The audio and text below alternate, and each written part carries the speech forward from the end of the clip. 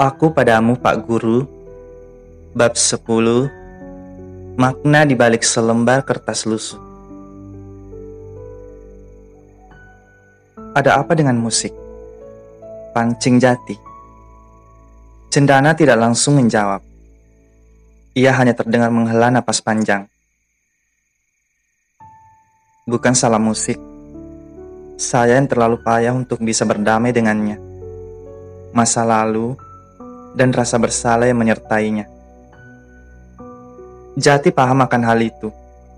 Tapi rasa bersalah apa yang dimaksud Cendana?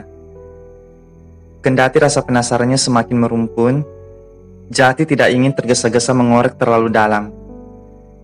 Ia tidak ingin membuat gadis di sampingnya semakin tidak nyaman.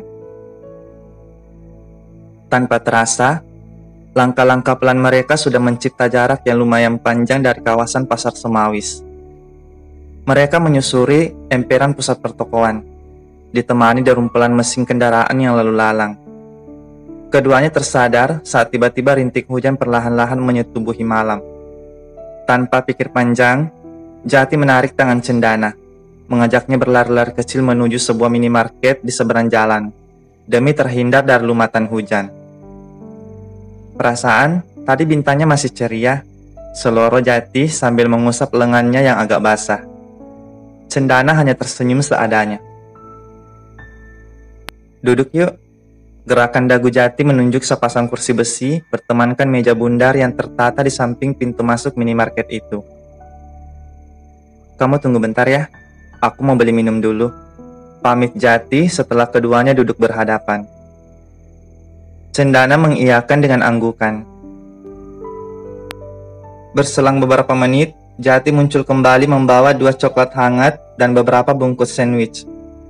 Salah satu coklat hangat itu langsung disodorkan ke Cendana. Lumayan buat hangatin badan.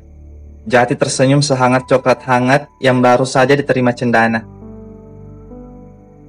Baru hendak menyesap minuman hangat di tangannya, perhatian Jati teralihkan oleh kehadiran pemulung yang tergopoh-gopoh ikut numpang berteduh di pojok kanan teras. Perempuan parubaya itu meletakkan karung berisi setengah botol dan gelas plastik bekas. Ia lalu cekatan memeriksa kondisi bayi dalam gendongannya, memastikannya tidak basah, meski pakaiannya sendiri hampir basah sempurna. Ibu itu menepuk pelan pantat bayinya yang mulai rewel, sambil bersenandung lirih. Entah lagu apa, namun perpaduan suara hujan dan suara sang ibu nyatanya ampuh menenangkan bayi itu. Sesaat kemudian tangisnya tak terdengar lagi. Lihat deh, betapa seseorang sebenarnya tidak bisa terlepas dari musik. Bayi itu berhenti menangis setelah mendengar ibunya bersenandung. Cendana berhenti menyesap minumannya. Setelah sadar, apa yang sedari tadi diperhatikan Jati. Ia ikut menoleh ke pojok kanan teras, melihat pemandangan penuh kasih sayang seorang ibu kepada anaknya. Bola mata Cendana tiba-tiba menghangat. Ia lupa pernah diperlakukan sama oleh mamanya. Yang ia ingat, Caka yang selalu menghiburnya saat sedih. Sebelum air matanya kembali bergulir, Cendana mengalihkan pandangan dari sana. Ia beralih pura-pura sibuk memperhatikan paper cup di tangannya. Jati mengambil 2 bungkus sandwich yang masih tersisa, lalu menghampiri pemulung tadi. Melihat sikap hangat Jati saat menyerahkan sandwich dan membalas ucapan terima kasih si pemulung sambil agak membungkukkan badan, sesuatu di sudut hati Cendana kembali bergetar hebat. Cowok itu memang selalu menarik dalam kondisi apapun. Hujan ini juga musik, nyanyian alam. Pancing Jati lagi setelah kembali duduk berhadapan dengan Cendana. Bahkan suara ranting patah, derik engsel pintu, detak sepatu di lantai, semuanya bisa jadi musik. Jadi tidak semestinya kamu merasa tidak nyaman saat berhadapan dengan musik. Cendana bukannya belum siap untuk cerita, tapi ia tidak tahu bagaimana harus memulainya. Akhirnya, ia memilih bungkam. Jati selalu berusaha memahami kondisi Cendana. Ia tidak akan memaksakan apa yang belum siap dibagikan oleh Cendana. Ia hanya ingin memastikan gadis di depannya baik-baik saja, dan suatu saat bisa kembali berdamai dengan musik. Balik yuk pak, nanti Ranum dan Jaka bingung nyariin. Cendana berucap setelah mengamati keadaan di luar. Hujan memang sudah reda. Yuk. Keduanya hendak bangkit ketika ponsel Cendana bergetar. Ada WA dari Ranum. Katanya, sorry ya, gue pulang duluan. Mama udah kebelet banget pengen minum jamu Jun. Lo gak apa-apa kan pulang bareng Pak Jati? Belum selesai Cendana membaca pesan dari Ranum, ponsel Jati juga bergetar. Ada WA dari Jaka. Katanya, maaf pak, saya pulang duluan. Mama nelpon, katanya ada teman saya dari luar kota. Bapak tolong anterin Cendana pulang ya. Ya, Ranum pulang duluan, keluh Cendana. Jaka juga pulang duluan nih, ungkap Jati sambil menahan tawa. Setelah meyakini semua ini sudah direncanakan Jaka sejak awal. Hah? Kok bisa?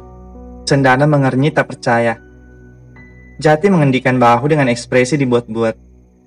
Ya udah, aku antar kamu pulang ya. Cendana tidak mengangguk, tapi juga tidak menggeleng. Kamu masih ada perlu di pasar Semawis?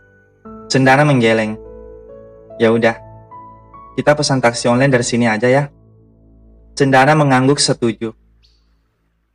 Sebenarnya ini kesempatan emas untuk menjalin keakraban lebih dengan Jati. Tapi setelah kejadian di stand pisang planet tadi, Cendana belum bisa terlalu banyak bicara. Sementara itu di lain tempat. Kak, serius nih gak apa-apa? Udah, lo tenang aja. Jaka dan Ranum berunding di salah satu stand. Mereka baru mau pulang setelah hujan sepenuhnya reda. Sebelum berpisah, Ranum kembali memperjelas rencana yang sebenarnya sudah Jaka jelaskan panjang lebar lewat telepon, sebelum masing-masing menyeret target ke pasar kuliner ini. Pokoknya, kalau sampai Cendana atau Pak Jati marah, lo yang tanggung jawab. Ranum masih tampak ragu untuk benar-benar meninggalkan Cendana. Beres. Jaka sudah beranjak dari kursinya. Jangan lupa deketin gue sama Rido. Ranum menyusul Jaka meninggalkan stand yang sedari tadi mereka jadikan tempat persembunyian dari Jati dan Cendana. Jaka mempertemukan ujung jempol dan telunjuknya membentuk huruf O. Oke katanya. Awas aja kalau enggak, ancam Ranum. Memang tidak mudah mengajak Ranum bekerja sama dalam misi ini. Namun, setelah Jaka berjanji akan mendekatkannya dengan Rido, sang ketua OSIS, gadis itu langsung bersedia tanpa perlu mengorek latar belakangnya terlalu jauh. Yang ia tahu, Cendana kelihatannya memang menyukai guru matematika mereka.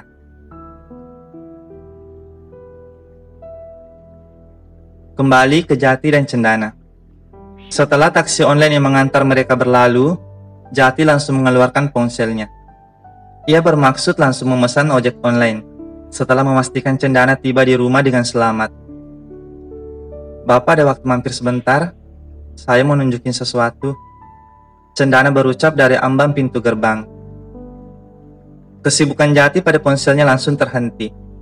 Ajakan barusan sungguh di luar dugaan, mengingat sikap Cendana yang masih terkesan tertutup sejauh ini.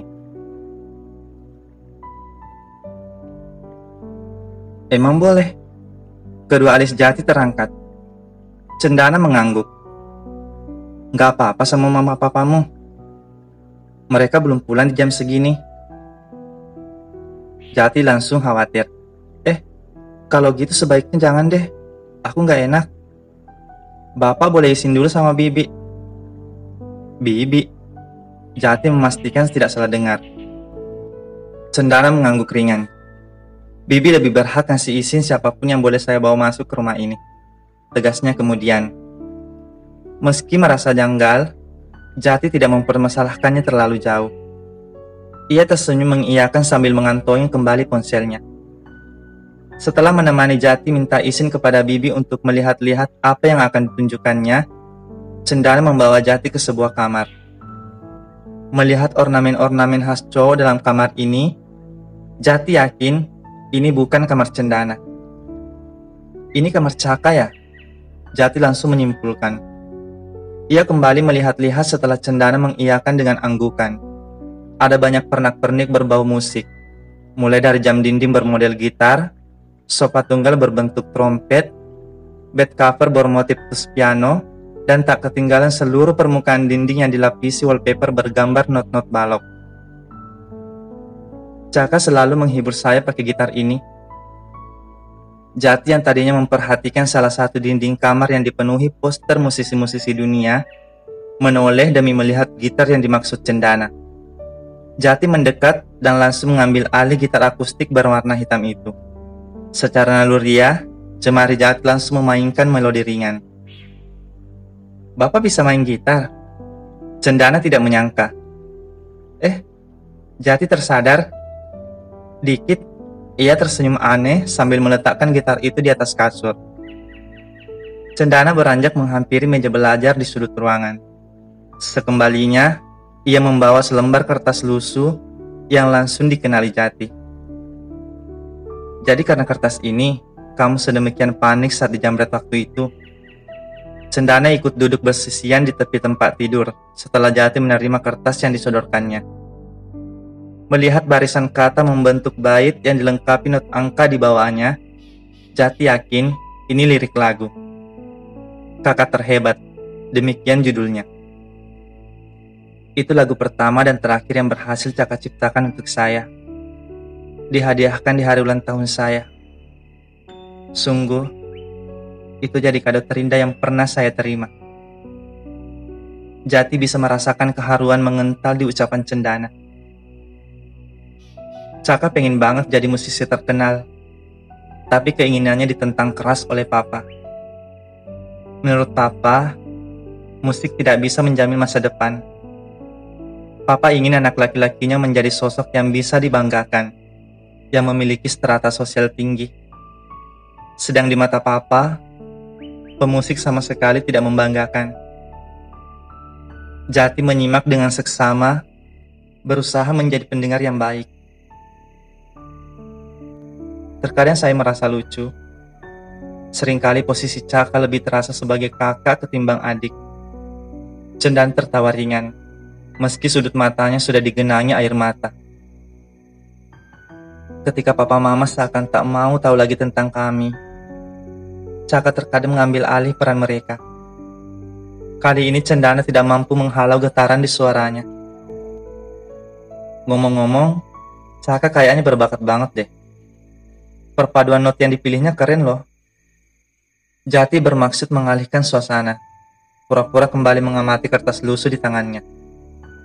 "Emang Bapak ngerti?" "Dikit, selebihnya asal nebak aja sih." Lagi-lagi Jati tersenyum aneh. Ia mengembalikan kertas itu ke Cendana sebelum kelepasan terlalu jauh. Bersambung ke bab 11.